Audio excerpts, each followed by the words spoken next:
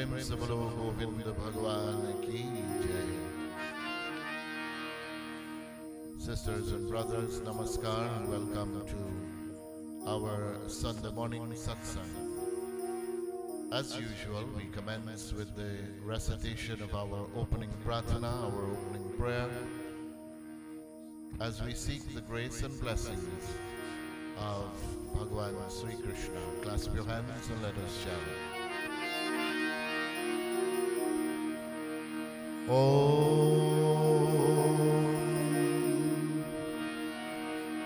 Sahana bhavatu Sahano bhunaktu Sahaviryam karvavahai Tejasvinavadhitamastu Ma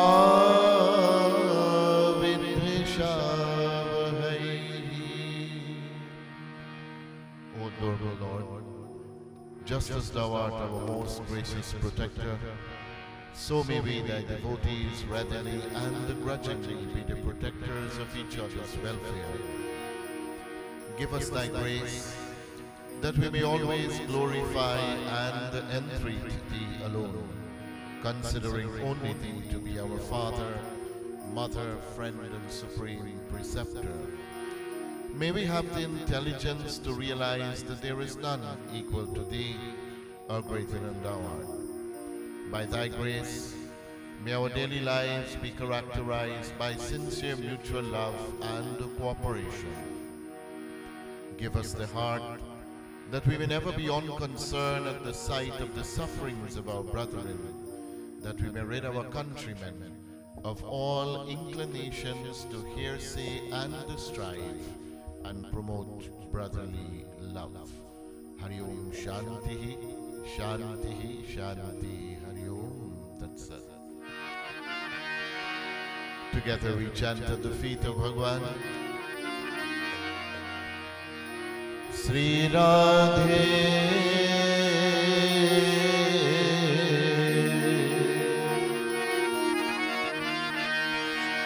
Sri Radhe,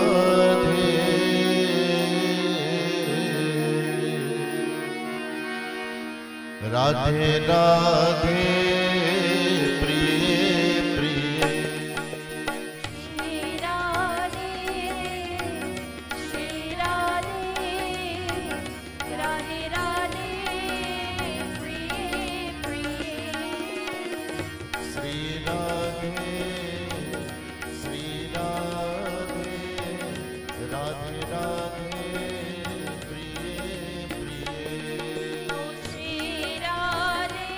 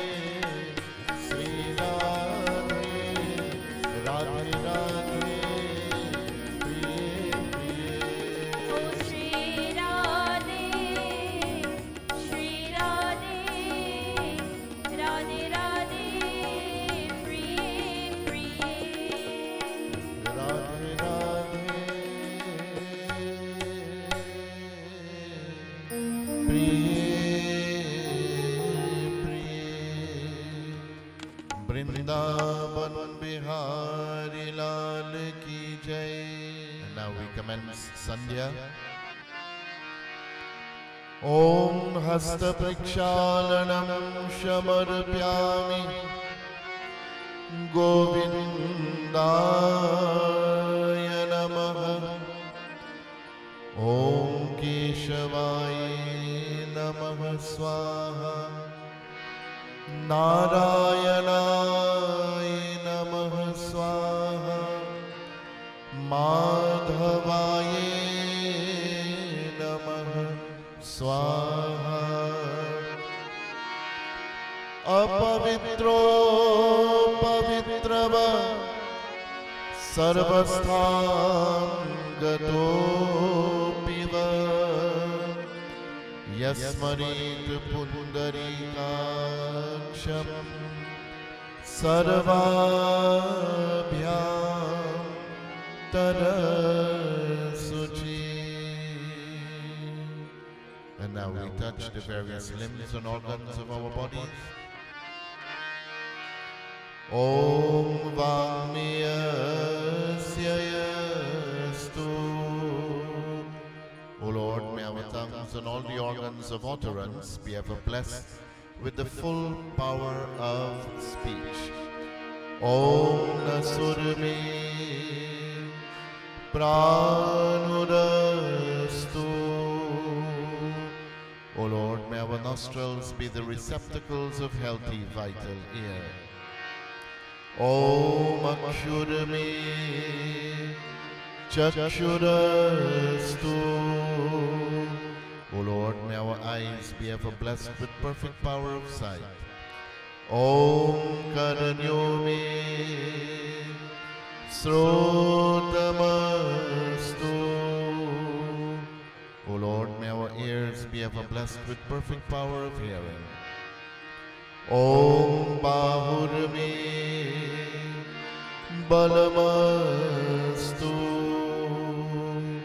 O Lord, may our arms be ever blessed with the strength that we need to perform our daily duties efficiently.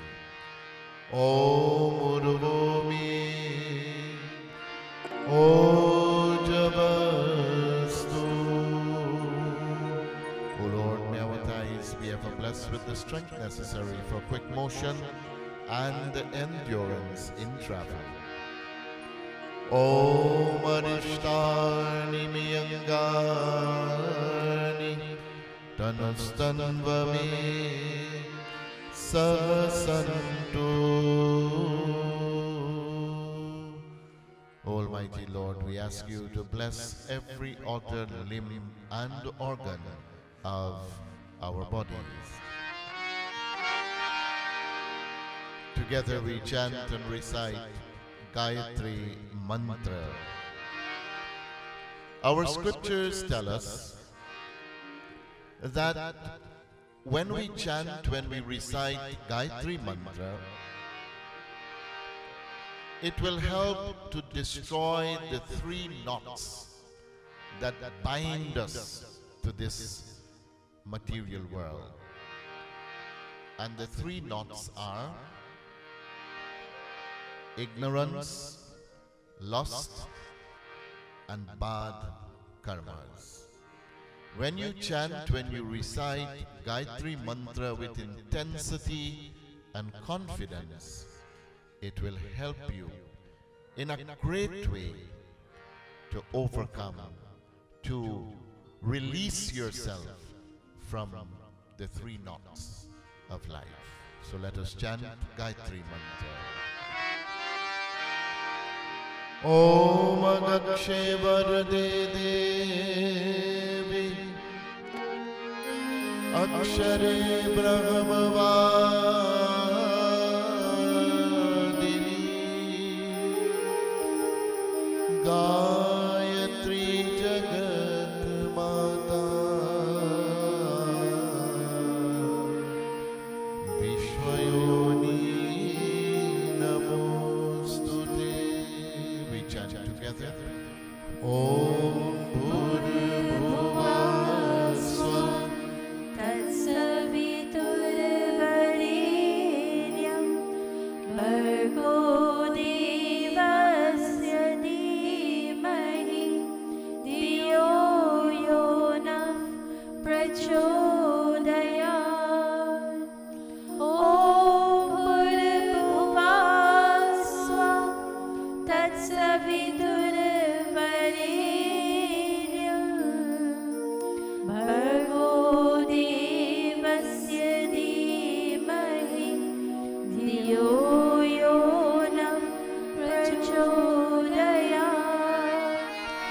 Om Bhurabhuva Swaha Tatsaviturvarenyam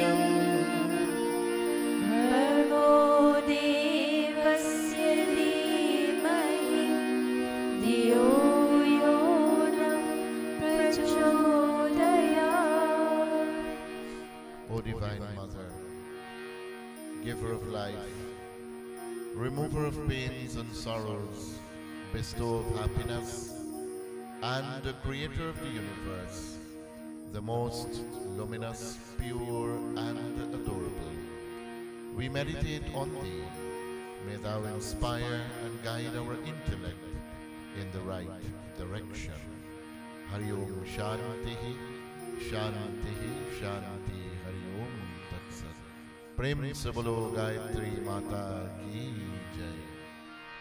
With last ones, we invoke the presence of the sacred fire Agni Devata. Om Agni Mile Purohitam Yagyasya Devaritrijam Hotaram Ratnadhatumam Agni Devaya Namaha. O resplendent glory, light of the universe, we light this fire to remove darkness from our midst. Similarly, by concentration and meditation, we seek to illumine our minds. May we burn out all our sins and vices. Bless us, O Lord, with kindness and generosity, knowledge and strength. Prem se bolo Govinda Bhagavan ki Jai. My loving sisters and brothers, let me very sincerely encourage and invite you to clasp your hands and let us together, with love and humility, simplicity and faith, recharge ourselves through the medium of prayers. Many are of the view, many are of the opinion that it is not necessary for an accomplished person to pray. When a man is in possession of everything that he needs, there is no need whatsoever for him to pray to the Almighty. But very confidently I want to state, my friends, whether you are rich or poor, whether you are educated or uneducated, you have to offer prayers to the Almighty. Because without the blessings and grace of Bhagwan, no one can be able to survive even for one moment in this very dangerous world that we are passing through. So I encourage you to pray this morning with intensity, pray with humility, pray with confidence, pray with all your love. This is all that matters, my friends. Bhagwan is not interested in how much Sanskrit we know, how much Hindi we know, or how much English we know. He's interested in what is in our heart. And that is why Swami Pramukji Maharaj says that in prayers, It is not how well you arrange your words, but it is how well you arrange your heart. So let us pray and seek the blessings and grace of Bhagavan Sri Krishna. Om Sri Saraswati Namaha. Om Sri Ganesha Namaha. Om Namo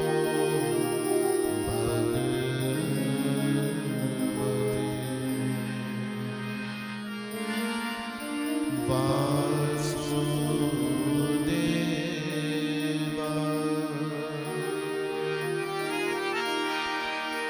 Dumdurgaya Namaha. Om Namah Shivaya. Om Sri Gurubhyo Namah. Om Namo Namah Sri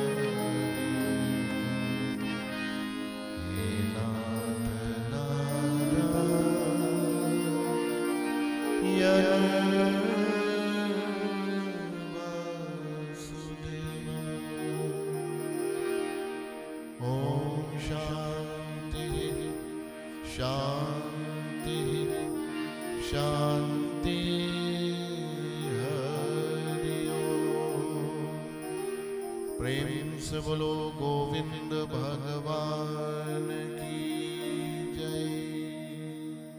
Sisters and brothers, this morning we are very blessed and fortunate to have in our midst a very outstanding, very dynamic Pandit who is from this very soil but now residing in Toronto, Canada. This morning we have with us our dear Babaji, Pandit Rudra Sharma. He is no stranger to you. This is not his first visit to Radha Krishna Mandir, and I'm sure those of you who had the opportunity of listening to him before would have been thrilled by his messages and his melodious voice as well. Babaji, we want to welcome you once again to our humble Mandir, Radha Krishna Mandir, and I think it would be most fitting for me to ask our dear Pandit Ji to present this morning's pravachan to you. Over now to our dear Pandit Ji, who is the head of the Ram Mandir, which is located in Toronto, Canada. Prem se bolo Govinda Bhagavan ki jai. Let me invite you all to please once again clasp our hands and close our eyes. As we have invoked the presence of God in our mind, let us contain that feeling of divinity. Let us rise to a higher level from this mortal plane by accepting that Lord as being here, there and everywhere. As we pray, these are our thoughts.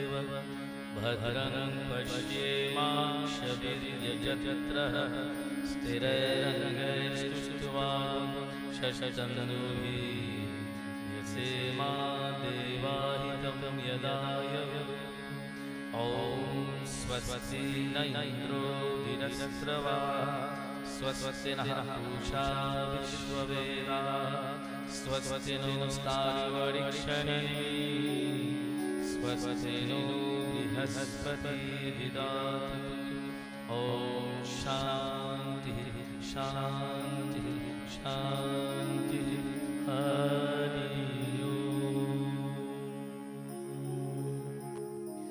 London Panditji, spiritual leader of this Radha Krishna Mandir. Devotees, it is indeed my privilege to be with you this Sunday morning. It is a long tradition for me that on Sunday mornings, it doesn't matter which part of the world I am, there's a craving to be in this gathering. So, I am either at the Radha Krishna Mandir or the Ram Mandir, or some other mandir on a Sunday morning. And it's nice to see everyone seated so comfortably, but I notice there's a sense of tension in your faces. Everybody needs to relax a little bit. Smile. Sit upright. Smile. One of the things we have to bear in mind is when we come to contemplate God, we look at the murtis, they all seem very relaxed. So we must accept that appearance of them and place that relaxed feeling in our minds, and unburden ourselves of all of the things that makes us tense. I'm sure that if I went around and inquired about everyone, about life, everybody will have something with a challenge. If you're a student, the exam is coming up. If you're a housewife, making the groceries, bill meet. If you're the head of the house, making the flow of the income, take care of things. If you're Panditji, taking care of the devotees. If you're a teacher, worrying over the students, everyone has got a challenge. That is why we contemplate the Divine Lord in the form of Ganeshji first. Vignaharan Gauri ke nandan Sumir sada sukhdai Veda Puran Katha se pehle Jo sumire sukhdai Astasiddhi Navanidhi Manisha Pandai Vignaharan Gauri ke nandan. Vigna, we translate it as meaning difficulties. But you know, as the world evolves, so too the words change their meaning. Today the word Vigna really relates to challenges. Because we all have challenges. And a challenge in life is something that we are confronted with, and we have to devise a method to overcome it. A challenge is something that we have the ability to overcome. A problem is something we have concluded we have no way to resolve. An issue is something that has happened, it becomes a challenge, it becomes a problem when we do nothing about it. So today I want to talk to you briefly about one of the greatest challenges that has existed since the beginning of time and humanity. The challenge of good human relations. Relationships. None of us can exist in this world without relationships. That is, husband and wife, parents and children, brothers and sisters, members of the community, workers together, employees together, countrymen, patriots. All of these things requires relationships. So you and I cannot exist in this world without relationships. But then why is relationship a challenge? If you talk to people, you'll find that many people are unhappy because of bad relationships. I can't get along with A, spouse and spouse not getting along, parents and children having challenges, employees and employers. We can't get along, we can't relate, we can't see eye to eye. As such, if we can overcome this challenge of harmonious or developing and creating harmonious relationship, life will certainly take a different outlook. If I was asked the question today, how many of you are having relational challenges? Very few of you put your hands up. But the realities are, just about all of us are having some of it. You can nod your head if you find it. Now, the question is, we have the relationship between human, brother and sister, mother and father, and so on. But the one that I want to talk about today is the relationship between you and I and God. That relationship. For when we can master that relationship, all the other relationships become very easy to address. Sant Goswami Tulsidas in Ramcharitmanas tells us, Manav ek bhakti karna tha Manav ek bhakti karna tha Manav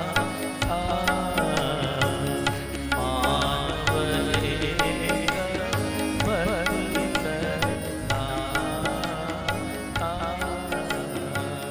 Sri Ram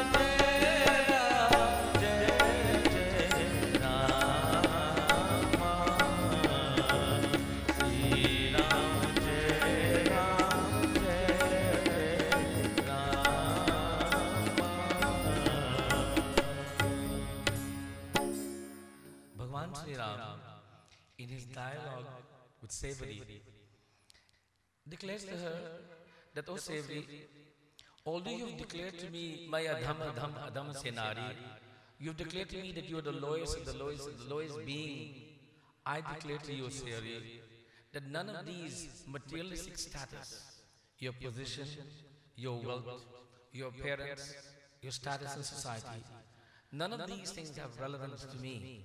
The only thing that is relevant to me is your bhakti. Mano eka bhakti karanata. Your relationship to me, nata, is your devotion. So today we want to talk about how do we build that relationship with that God, and how do we continue to nurture it through the element of bhakti or devotion. Now we hear this word devotion mentioned quite often. We hear about husbands being devoted to wives, wives to husbands, parents to children. But are we devoted to the person? Are we devoted to the principle? Or are we devoted to what we get out of the person? Now let me reiterate. Are we devoted to the person, the principle, or the benefits we get? Some people says, look, I'm devoted to Babaji because I will come here, I'll get inspiration.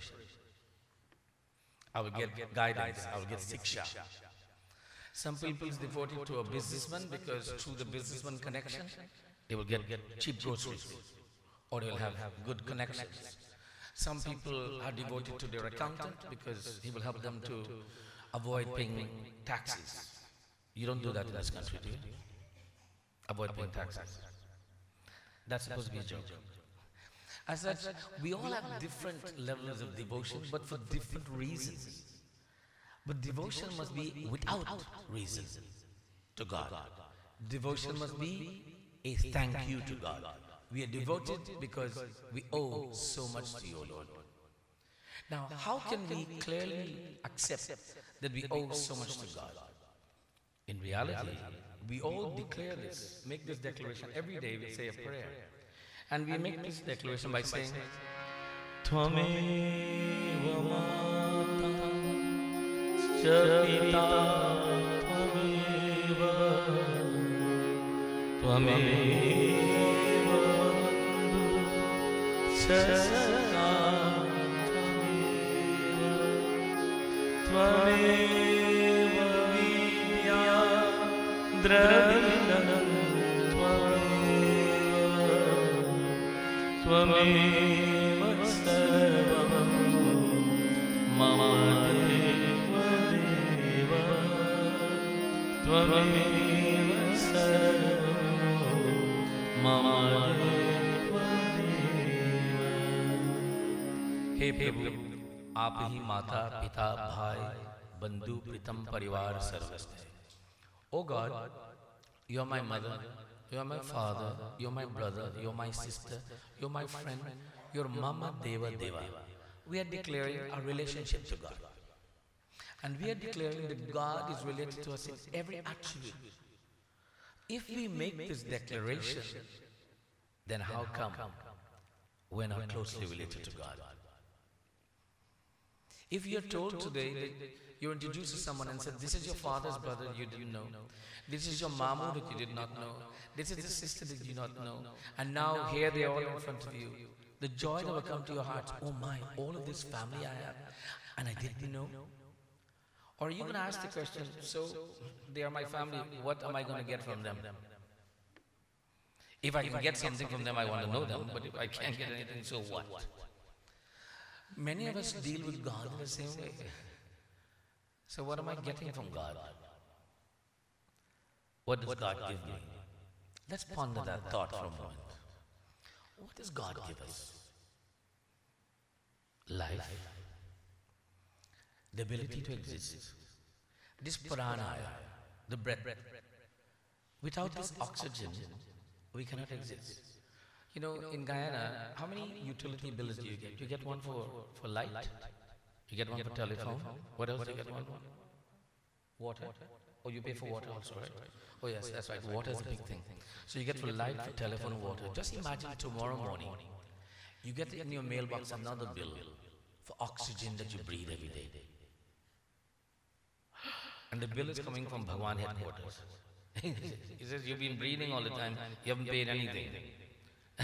And then somebody said, how come I get such a big bill and he didn't get such a big bill? We will argue even about that. So we never take the time to give thanks to God for what He is giving us. But let us understand why this is so.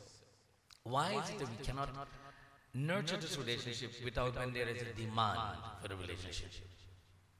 We nurture the relationship with God only when there is a demand by us. That is when we need God, we build a relationship. When we can get something from God, we build a relationship. In the Srimad Bhagavad Gita, Bhagavan Krishna tells Arjuna in these words,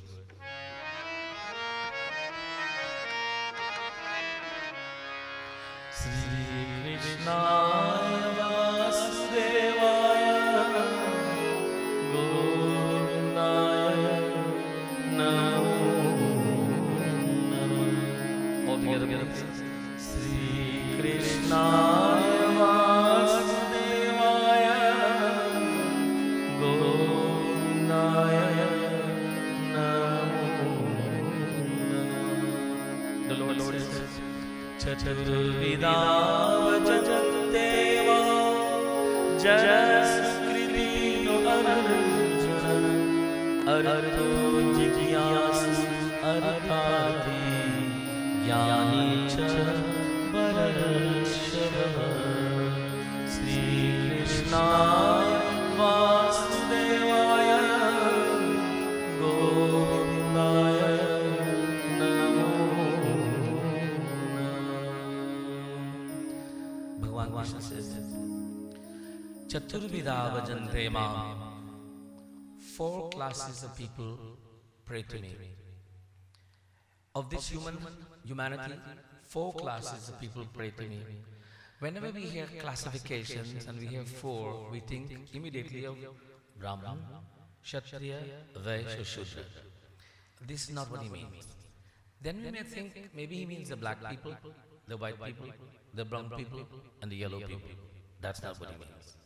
He says of all of the people of the world, whether they are Brahman, Kshatriya, Vaishya, Shudra, black, brown, white, or yellow, all people fall into 4 categories when it comes to me. And he describes these categories. As I explain to you what these categories are, I want you to think of yourself and identify which category you fall into. But do not put your hands up, you'll give yourself away. So remember, everybody relax. He says, the first class is called the Arto. Arto, he says this type of person is very, very engaged in acquisition of materialistic things and only thinks of me when they are failing in their acquisition or even big trouble. Anybody relate? Don't put your hands up. He says the second one is called Jigyasu. He says this category of people only pray to me when they're about to write an exam, go for a job interview, go for an immigration interview to migrate to United States or Canada, or to get some kind of undergo something, an operation or something. At that time, they are very devout. Other than that, they know me not. Anybody can relate? No hands up. Third, Aratarthi is a very, very big group. He said these, they are the Arats, they are constantly engaged in getting the world, but they are constantly calling God with them. But their calling upon God is unique. They are saying, oh God, God, God, God, God. It's do it, complain, do it, complain. God, I want this done. How come this isn't happening? And God, how come they're getting and I am not? So they're calling my name, but I am a servant to them, not their master. Although they declare me to be their master. Now think carefully. Arato, Jigyasu, Aratarthi. Which category do we fall into? Don't put your hands up. But there is a 4th category. The 4th category is called the Jnani. And he says the Jnani does this. The Jnani makes this statement that we all did. Tvameva mata cha pita tvameva, tvameva bandhu cha sakha tvameva, tvameva vidyadhara vinang tvameva sarvam mama deva deva. The Jnani says, my Lord, if you are all of these things to me, sirf ek prashan, I only have one question for you, my Lord. How come I don't know you?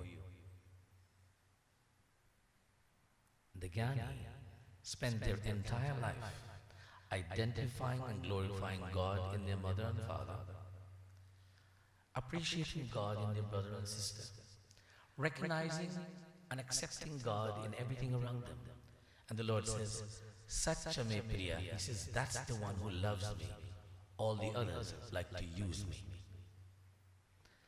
So do we use God or do we give our love to God? When I arrived this morning, Babaji was talking about the devotion, how we must pray with intensity and express our love for God. And immediately I thought of that point about how do we express this love to God?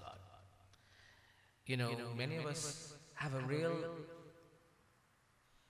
I guess, a challenge in our lives that we do not know the difference between praying to God and complaining to God. Now let me give you an example of what is complaining. You're sitting there, Bhagwan, you know how things are bad. I mean, you know, the children are not behaving. I didn't get my benefit package.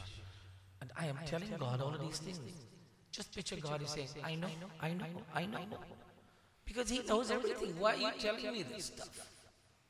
And then you're saying, God, you know, the next door neighbor, the boss, you're complaining about all the things, and He's saying like, I know, please. But you're not hearing that He knows. You're just bent on telling Him everything. So is that praying?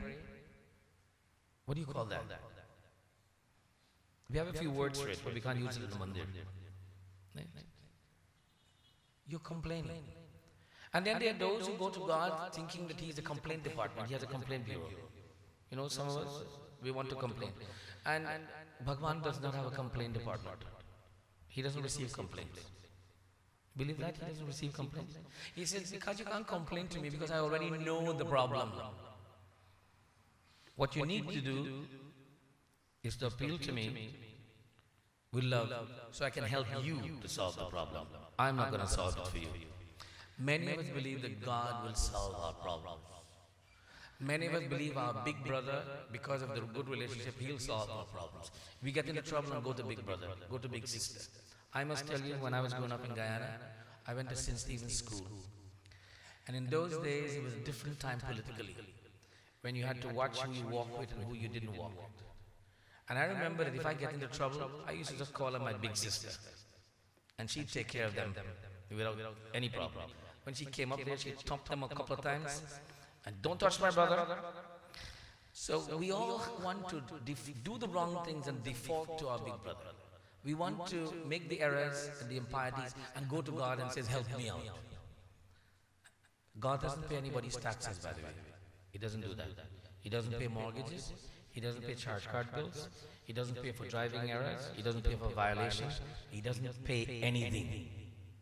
But on the other hand, He gives a lot. He gives His presence in our lives. He gives our presence that we have to recognize. Atma tvam girijamati sachara prana shariram griham pujate vishyo pugo rachna nidra sama Atma Girijamati Sachara. O Lord, I recognize that You are that Atma within me. I want that every activity that I am engaged with is to pradakshana, to circumambulate You, that it is done in Your name, around You and for You and with You. And oh Lord, in so doing, I know my life, my body becomes a temple, a place of worship, and entity to serve You, O God. Now we are talking about relationships and the relationship with God. We have discussed that there are 4 categories we can relate to God. We have identified that the ideal category is to be a jnani, the one who seeks out God here, there, and everywhere, and want to recognize God. Not seeing God as a servant, but seeing God as the master who gives and gives and gives and forgives constantly. And then we have declared that, okay, oh God, that You are that entity that we call the Atma that exists within us. And we want to live our lives only doing things to enrich that presence in our lives. Today as we leave here, we must take away a few things. And amongst them is that God exists within us. We as Pandits have a tendency to sit with the Yajman and says, we are now invoking the presence of God. We don't really mean that we are calling God, that He's not there. God is there. But what we are saying, we are declaring, oh God, remove that which prevents us from identifying and seeing you. Remove that which prevents us from identifying, but I know you are there. But what veils God in our lives? What are the things that covers up the presence of God? Our attitudes, our thought process, the way we think, the way we act, the way we speak, which translates in how we interact with humanity. How we interact with humanity tells about the level of God's visibility in our lives. If God is very visible in our lives, our interaction with humanity is very harmonious. If God is very limited visibility in our life, our interaction with humanity is full of disharmony. As such, one may ask the question, since we understand all of these things, what prevents us from having good relationship with God? I'd like to pose a question to this congregation this morning. What are the stumbling blocks to having a good relationship with God? Anybody? Don't be shy, please. It's good to have interactive dialogues. What are the stumbling blocks that prevents us from having a good relationship with God? Anybody? How about you, young lady? Yes, you. Don't turn back. It's you. Yes. There's nothing stopping you. Very good. Give her a big hand, please. That's a very good answer. Is anyone having any stumbling blocks building a relationship with God? You mean you don't have enough money to pay the bills? Isn't that a stumbling block? No. You're not getting along with your neighbor? Isn't that a stumbling block? So you see that you can overcome all of those things and still have a relationship with God. I think all of you deserve a round of applause. If you believe that, then you're definitely in the right pathway. But I want to share with you something that we do not tend to acknowledge, but it's a reality that it's a stumbling block.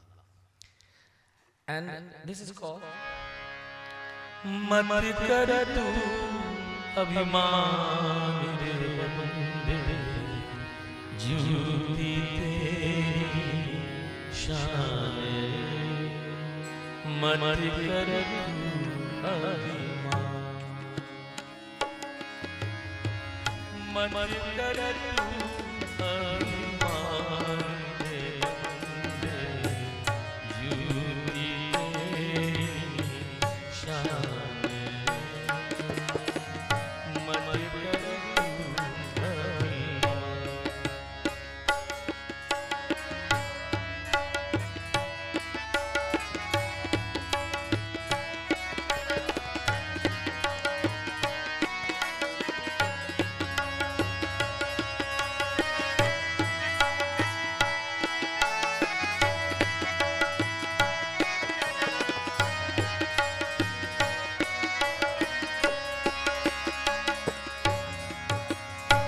poet says, Mat kare tu abhiman. This word abhiman will be translated to mean ego. According to Sigmund Freud, on the three modes of human persona, every human being operates in one of three modes. They are called id, ego, and superego. According to Vedanta, these are called the gunas, tamogun, rajogun, or sattvagun. When we say, and the poet says, we must avoid abhiman, literally translated, we must avoid living a life of all about myself and I and myself. When it's all about I and myself, I'm very egotistical. When it's about we and us and all of us together, we're in the sattvic stage or the superego stage. So this abhiman is one of our greatest stumbling blocks to maintaining a relationship with God. Because you're all right. We want to maintain a relationship with God. But this ego steps in the pathway ever so often. The poet tells us,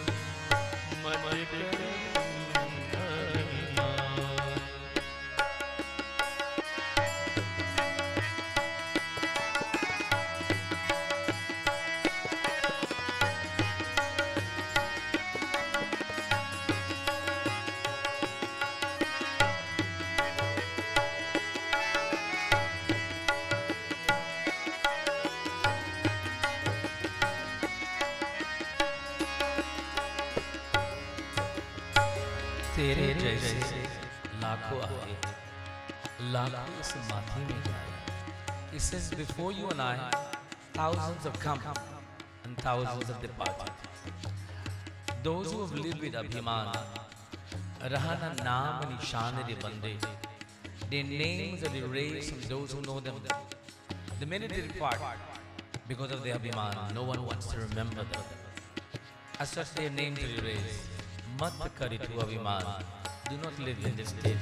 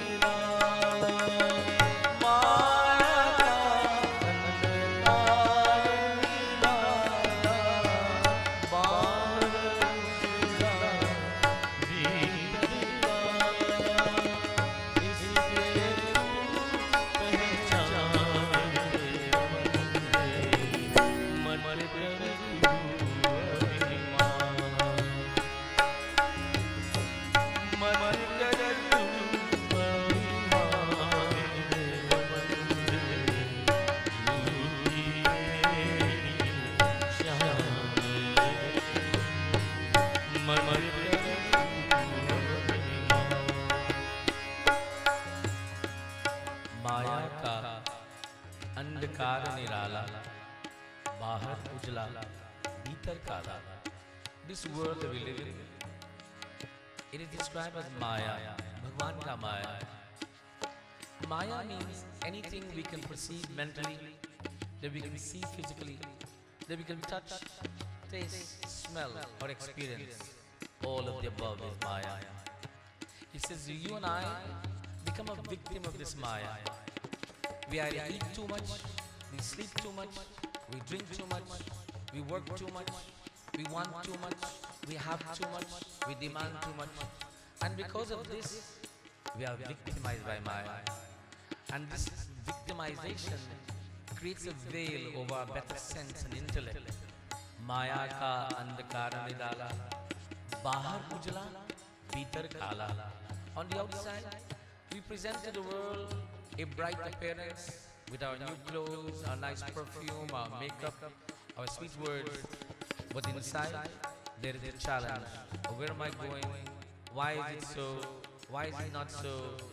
Who am I? Why they don't like me? Why don't I like them? He says this is the darkness. And this is the effect of Maya.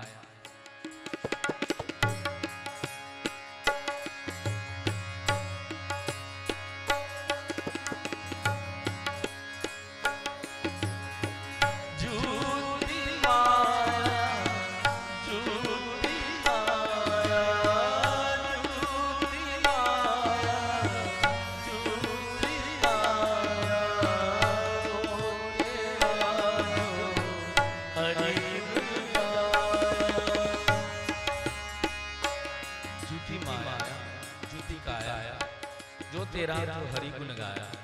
He says everything around is false, is temporary. Even you and I are temporary.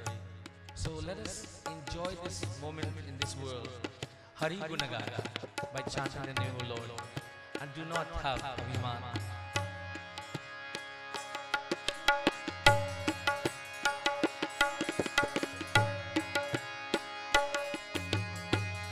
मत करो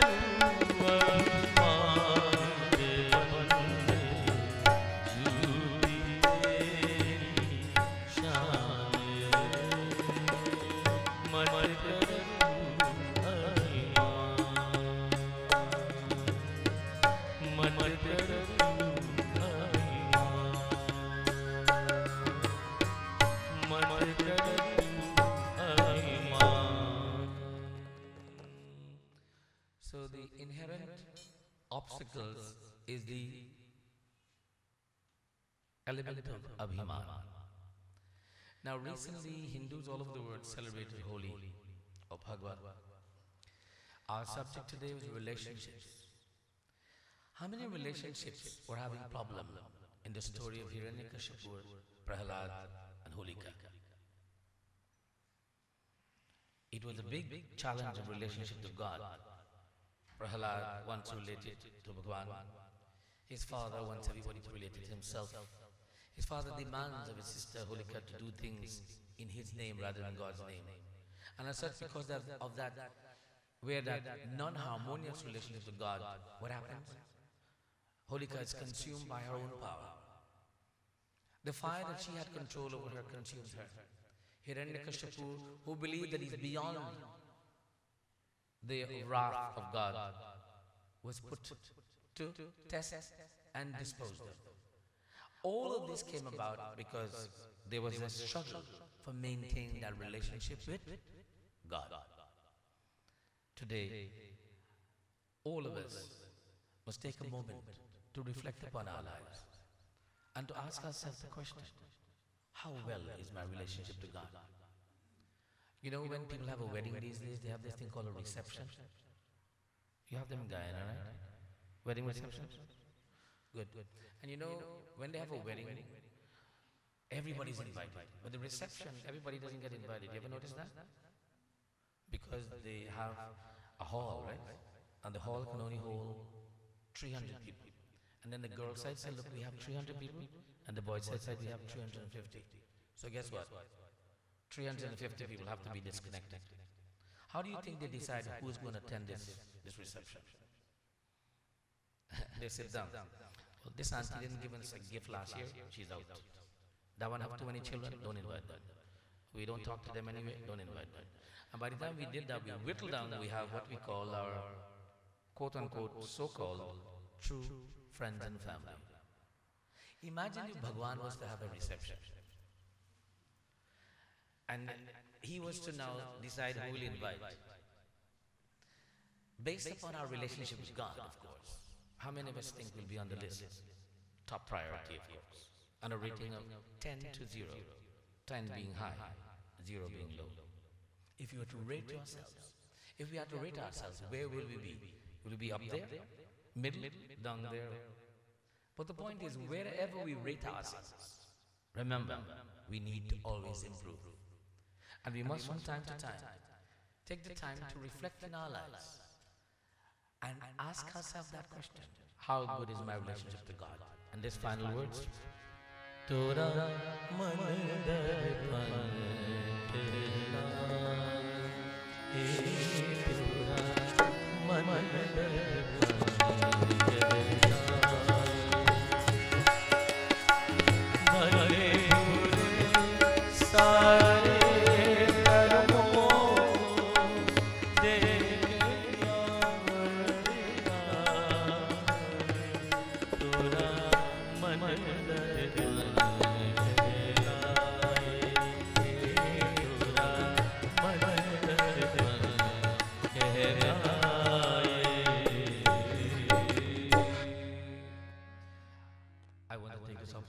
thank Pandit Rudra for giving me the privilege of addressing you this morning.